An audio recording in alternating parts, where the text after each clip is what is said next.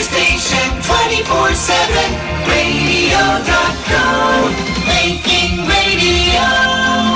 With me now, I've got Michel Nirac, CEO of Gold Circle, and he's going to just give us a rundown of obviously the current situation as Gold Circle sees it and their position in relation to what's gone on with the goings-on with Phumelela being in a business rescue at the moment. Well, first of all, Michel, welcome to the show and thanks for joining us and agreeing to shed some light on a very difficult time at the moment. Yeah, my pleasure, Glenn. Always nice chatting to you. Yeah, it's always nice to get hold of some good people and good friends from when I was back at home. But well, let's get straight to it. With racing being in lockdown and obviously Phumelela finding itself in some strife, how does Gold Circle find itself in the current climate? Again, the situation is pretty bad. I mean, we've had no revenue streams at all since the lockdown. All our revenue streams have come to an end, but we still have the obligation to keep our training centers open and still maintain our tracks and all the infrastructure that goes with. So we are bleeding. But we're lucky in the sense that a few years back when we sold one of our racecourses, Clearwood Park, we put a lot of that proceeds into ring-fenced investments, which will now see us through this crisis, but it's pretty bad. Phumelella's plight has made things much worse because we are completely interlinked. We commingle all our pools. We actually sell our pictures overseas through the same medium. So the risks to Phumella is a risk to us all, and I don't see any of the three racing operators in this country being able to remain alive on their own. It needs to be a joint effort from everybody. So it's tough. It's obviously worries us very much, let alone the fact that we are owed quite a bit of money by Phumelela, but that's besides the point. The future of the industry is at stake there. To the outsider, it would seem that Phumelela and Gold Circle were two different entities, but it's quite clear that, from what you're saying that the two are very closely linked together, and obviously with financial commitments and commingling pools and selling of pictures, it sort of throws a very difficult picture as to what you're going to have to navigate in the coming weeks and months ahead. Yeah, absolutely. We are totally linked. We have joined forces in terms of agreements.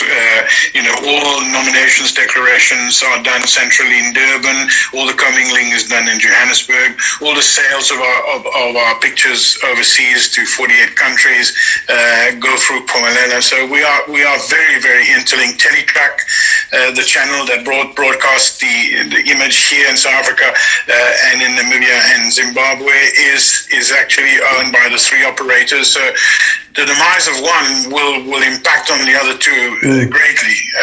And as I said earlier on, this is a threat to the whole industry, not just to one single operator. Yeah, of course. The ramifications go far deeper than just the financial aspect of the operator. It's clearly affecting day-to-day business for trainers, jockeys, owners, vets, farriers, grooms, the whole industry. So it's clearly a very difficult task you and the powers that be have ahead of you, and I don't envy you at all, and I'm sure, and I know you personally very well, that I think if anybody's concerned that we won't get through it, I'm sure that with capable people like yourself in charge, I'm sure that if there is a way, it will be found. Especially with such wonderful people like the Oppenheimers trying to come on board and try and steer a steady course through some difficult waters at the moment. Yes, I mean it's uncharted waters, uncharted territory. It's something we all apply our minds to. The industry as a whole is meeting regularly now through the NHA as an independent party. They're calling weekly meetings to find the state of the industry. As you rightly say, all the stakeholders that depend upon horse racing, and we estimate at least 60,000 people directly and indirectly relying upon the sport. We have an obligation to make it work and fix it. Outside of your obligations and obviously the constraints that you have financially to offer assistance, is there any assistance being sought or being offered through provincial governments or national government to offer a lifeline to the racing industry? Because it's a huge employer of people. It's a big contributor to the economy. And whilst it's probably seen as an elitist sport, it's not really. It's just a huge contribution financially to the GDP of the country. Yeah, sadly, Glenn, government in this country has never been very keen on horse racing. It's evident from the interactions that we've had. As you said, they see it as an elitist sport. They don't seem to have the interest of the sport or the industry at heart. We keep fighting all the time about any things we want to do. Right now, for example, when under the lockdown, we explained to them that training centers are operating, and there's no reason for us not to race, because it's a small percentage of the horses on a day and a small percentage of the people that are looking after the horses that you roll down the hill for 20 Ks to race. But we were not allowed to do that, and we were told that that we don't qualify, that we only qualify when lockdown goes down to level 2. It cannot be just misunderstanding, because we've been explaining for years. I think there's a lack of support, of evident support, and sadly, as we've just touched on, I mean, there are a lot of people that depend on the sport. So we're not as lucky as you are in Australia or in New Zealand, where you have government playing an integral part. We don't. At the moment, relationships are not very good. There doesn't seem to be a desire, and we way down the pecking order when it comes to helping the industry. Well, that is quite sad, because with the tax revenue through the wagering, with no racing being held at the moment, how long it's going to last, I don't suppose anybody really knows. But perhaps government might be able to see that their income streams have dried up considerably with no racing, and they might actually register that racing does contribute a lot, and it's worthwhile offering a helping hand to make sure that the industry doesn't suffer too badly when we're out of this lockdown. I agree. Let's hope. We can only hope, and we must constantly engage, and that's what we do on a regular basis, and keep explaining the benefits of the industry to the country, to the national fiscus. At the moment, we're not even asking for the opening of betting shops. We're only asking for racing itself, the sport, to take place. Because we can then export the product through broadcasting, and that will create some revenue streams that will help the plight. And let's hope that they will understand. They've been very helpful on the export side, as you know, trying to alleviate the plight of our breeders to export their horses. That side of things seems to be working very well. But the rest of the regulatory environment has been pretty negative towards the sport. Well, I suppose if you've got baby steps, if you get one step forward and two steps back, it's not ideal. But at least if you're making a step forward on the breeding front, there's at least something that you can work with. Absolutely, we must keep on plugging them.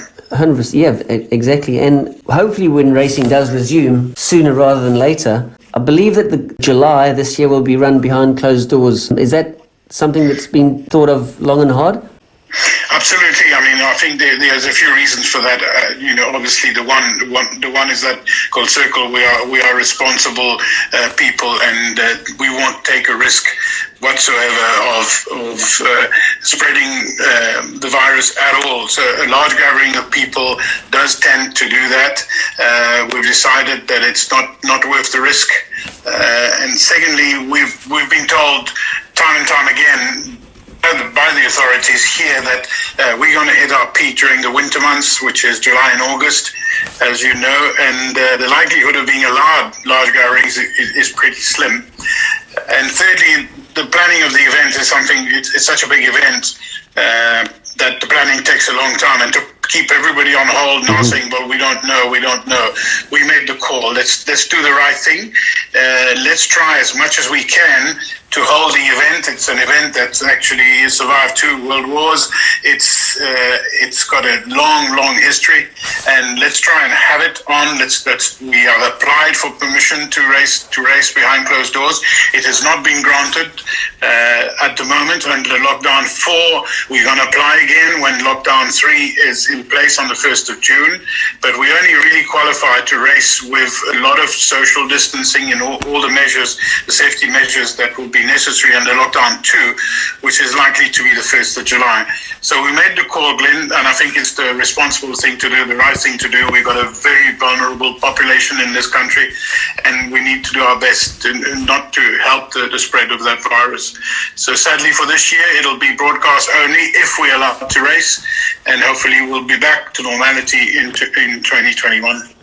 Well, I think it's a wise call, and it's the only call that you can really make in the current climate. If the July is to go ahead and you can do it without spectators, it's, you know, these are really difficult calls to make, and being head of Gold Circle, it's not an easy call to make, but it's the only, from what I see it, and I'm speaking from a bit of experience here because we've just had our autumn carnival in Sydney, and we had the championships, which is, I think, on the last day of the championship, there's $20 million worth of races going around, and it was run, you know, with no one on track. So if you've got racing and you can watch it at home or on your tablet or on your mobile phone, at least you've still got your sport running. It's not ideal from a performance perspective, not having any crowds there, but you know what, at least you've still got your industry up and running. So hopefully that can be the case for yourselves when you get up and running, and hopefully the July will be run this year. As you say, it's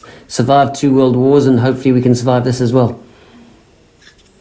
Yeah, I mean, we are hopeful. The original timetable that was shared with us was level 3 on the 1st of June and level 2 on the 1st of July. So racing with a lot of restrictions will be on this schedule allowed to start. We applied for earlier times, as I've told you earlier on, and obviously these things can change, because if the rate of cases starts going exponentially higher, no doubt we'll go backwards into the lockdown situation. So at the moment we hope, but we've taken the stance that we will make a point of racing the July. We will race it behind closed doors to be responsible operators, and we can't afford to have that tradition put back. I don't think it's right not to run the July. So even if we have to even postpone it further a year and run the July in August, so be it. At the moment, 25th of July, broadcast only. Oh, well, let's keep our fingers crossed that that's going to happen, and you can work towards that date. Would there be anything you'd like to say to the participants and people that are obviously vested in racing and have an interest in it, that the show will go on? Absolutely. I mean, racing is driven by passion, and we need to keep that passion going. Otherwise, the sport will die. And I know things will be different. The world will be different after COVID-19. But we need to keep that passion going, and we need to keep this industry going. It'll take a different shape. It'll take certainly a different way, a different financial mechanism to finance it. I'm pretty sure everything will change, but the one thing we can't let die in this country is our passion for horse racing. It's well over 200 years old. It's still, a lot of people are very passionate about it, and we need to do our best to keep going. It's tough times for everybody, for owners that are still feeding their horses, for trainers that are not able to race them, and for all the people, all the supply chain that depend on it, for all the people that work on race courses that at the moment are not earning any revenues at all. It's tough times, but if we harness that going forward, the sport will survive, the industry will survive. Well, I think it's interesting times, testing times, and thank you for your input and shedding some light on a very difficult circumstance you find yourself in, clearly through no fault of anybody in racing. But if we come out of this the other side, as you say, there will be drastic changes to the way everything is run, and life will probably be different. But Michelle, I thank you very much for your time, and hopefully it's given some people a bit more clarity as to the situation we currently find ourselves in, racing in South Africa, and the way out of it when it all comes back online and racing resumes again. Michelle, thanks very much. Pleasure, Glenn.